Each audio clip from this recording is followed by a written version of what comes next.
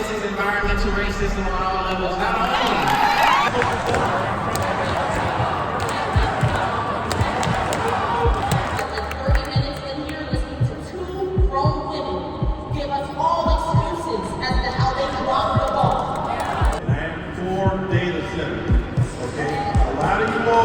Talking about pollution and power. Most of you do not know how the power grid works. Okay?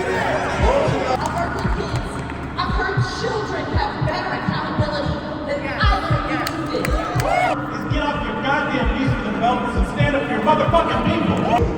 Stop being a victim. Just look forward. We're not being victims. Environmental racism of this being put into Landover is incredibly obvious, and I think this is something that white people need to be saying out loud too. This is home to me. This shit is not a game.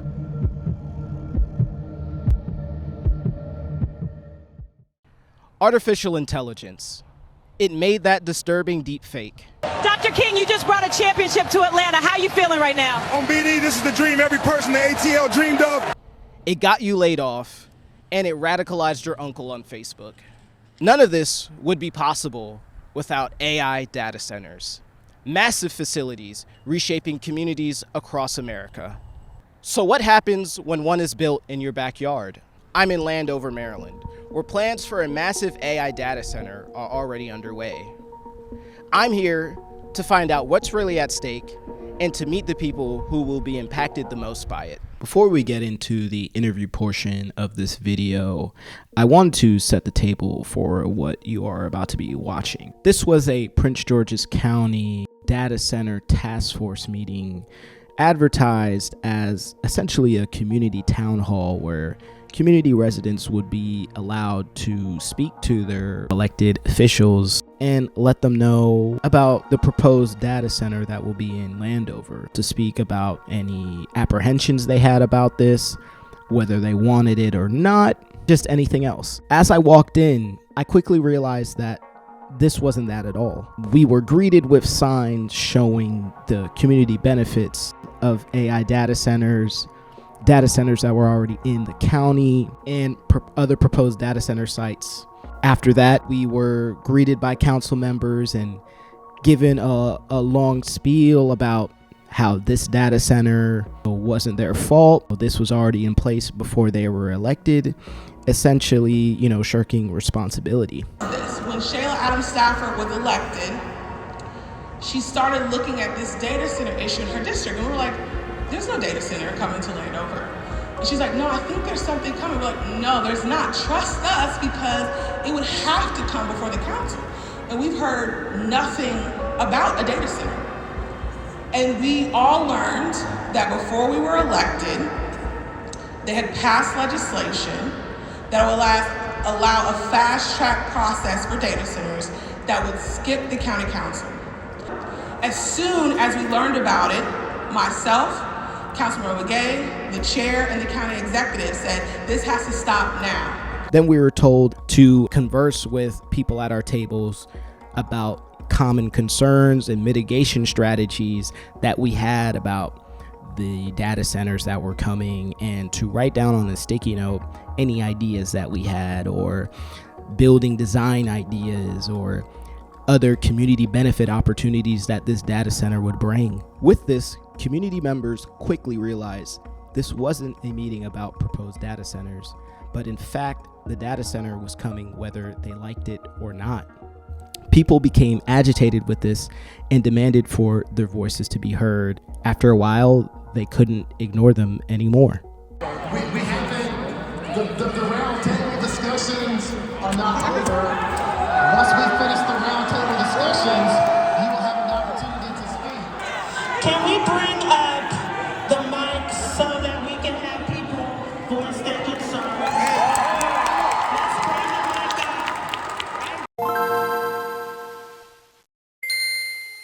Who am I here with? I'm Dr. Donna Oriola. My name is Brian Broadus. My name is H. My name is Abby Johnson. Steve. You're here with Toon.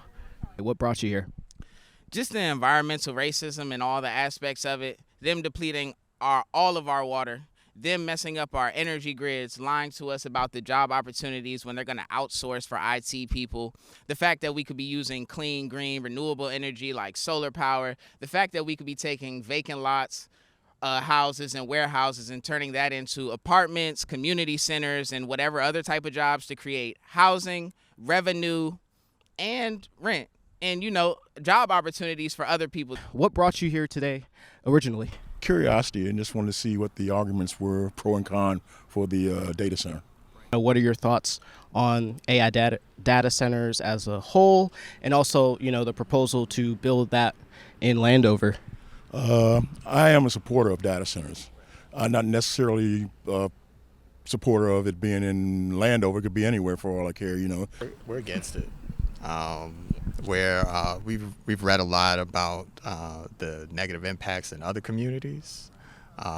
We know the concerns of the city and the county regarding taxes, but nobody's really been able to give us concrete information on the potential benefits other than, well, we need tax money, so data centers are booming right now, so we should get one. So when we first got elected to office, there was all of this conversation. As many people know, we are facing a deficit, $147 million currently, and it's projected to grow even more by 2030.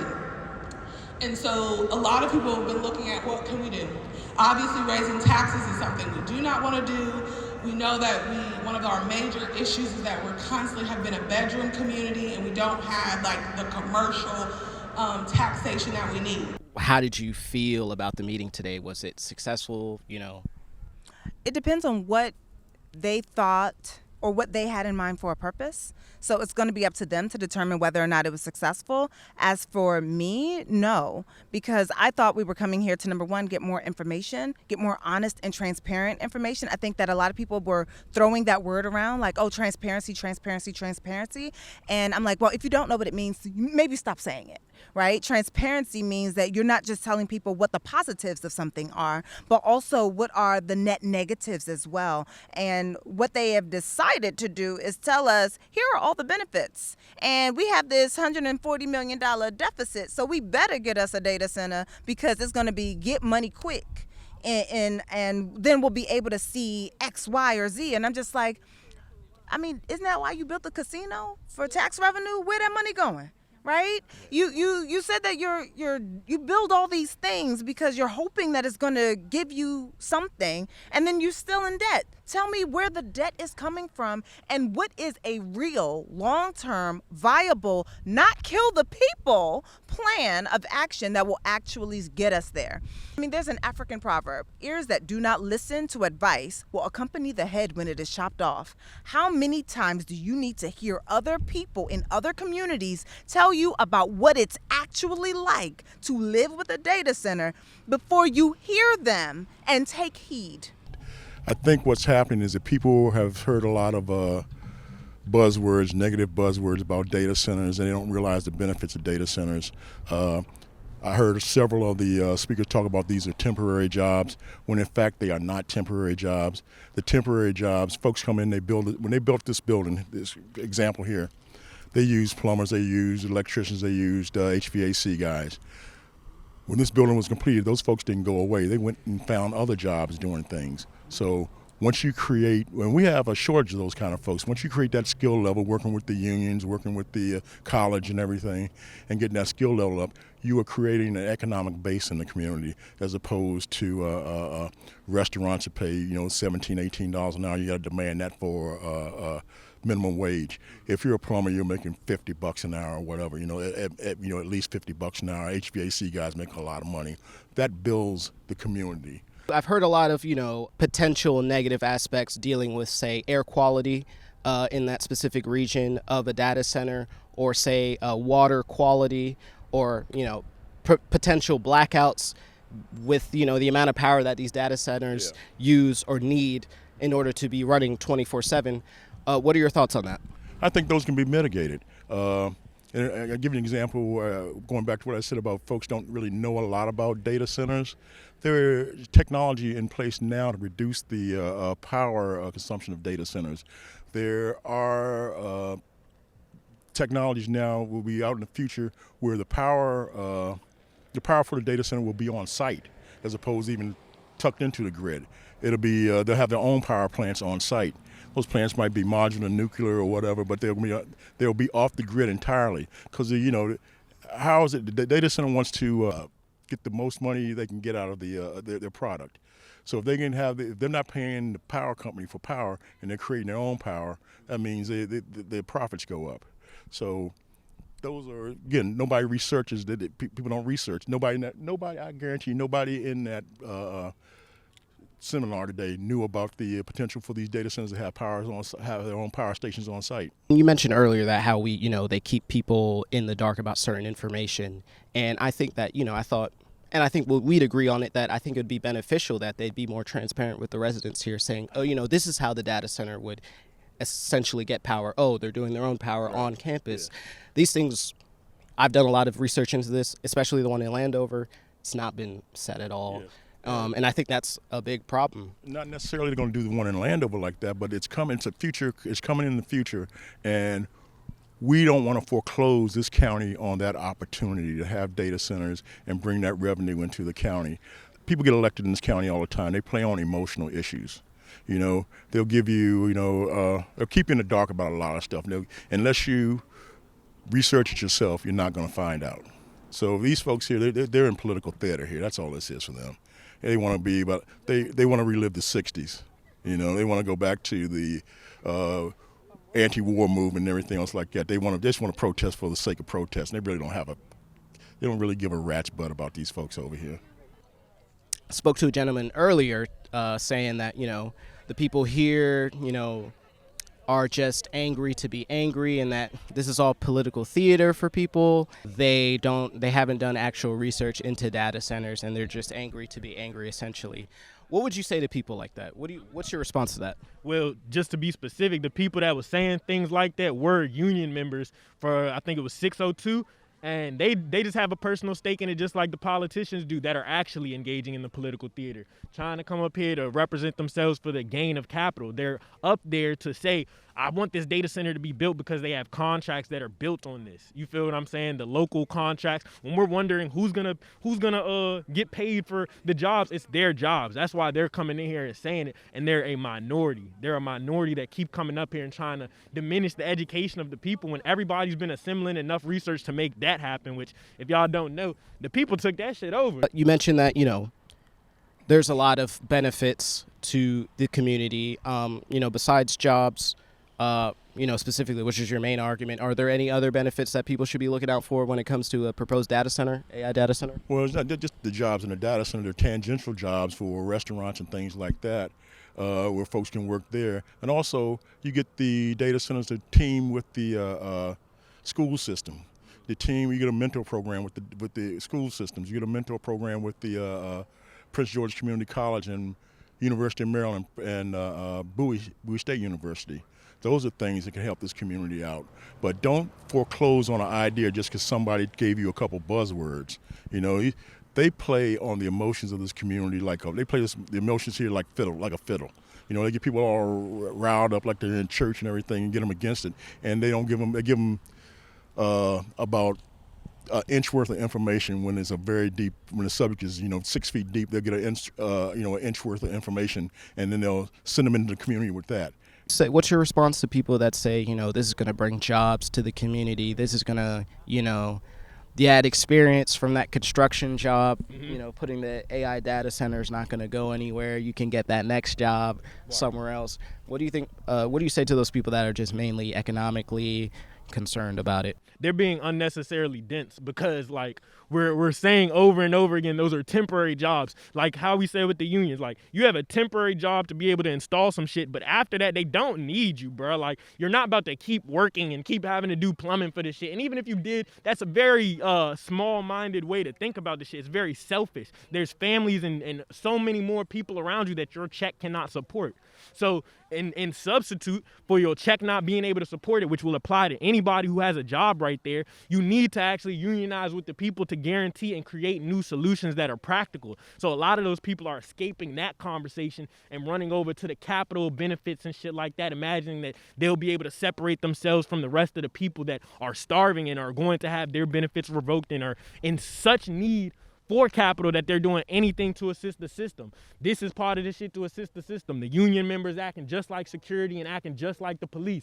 They incentivize the hiring of the police when the police state needed more power. They're gonna incentivize the hiring of new people to build the data center and shit, just like they've done all those other movements. So it's propaganda, it's a political tool, it's a whole bunch of bullshit, you feel me? You're not gonna work there. People are gonna become implants and come in from other areas and continue to extract the wealth from this area as they typically do in indigenous areas.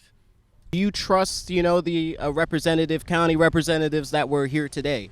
And more broadly, just, Maryland state government headed by Wes Moore. Do you have trust in these people?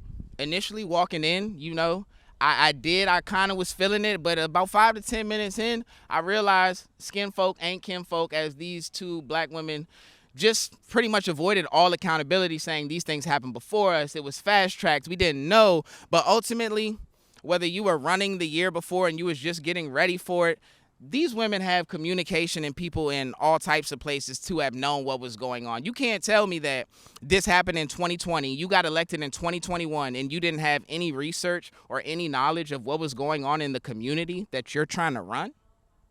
That doesn't make sense. I believe they have the community's best interests. However, about going about putting that forward, I think, is another issue. Ms. Braveboy inherited a policy where data centers were able to kind of circumvent a lot of structure that would allow them to be more prevalent. Is something she inherited, and I believe that she's trying her best to meet the community's needs and concerns around it. What I think should happen, it should be a community involvement in what to do with that space, not necessarily, kind of put upon us. People brought up a lot today about, environmental racism, and I guess a brief answer, is this environmental racism to you? Yeah. If the billionaires wanted it, if they thought it was really that great, they would put it in their own backyards because they would want to be safeguarding it from anyone else having it. And yet, they don't seem to want it, but they want to put it everywhere else. So I think that we need to be sitting in why are they so willing to put it everywhere else and not in their own backyards?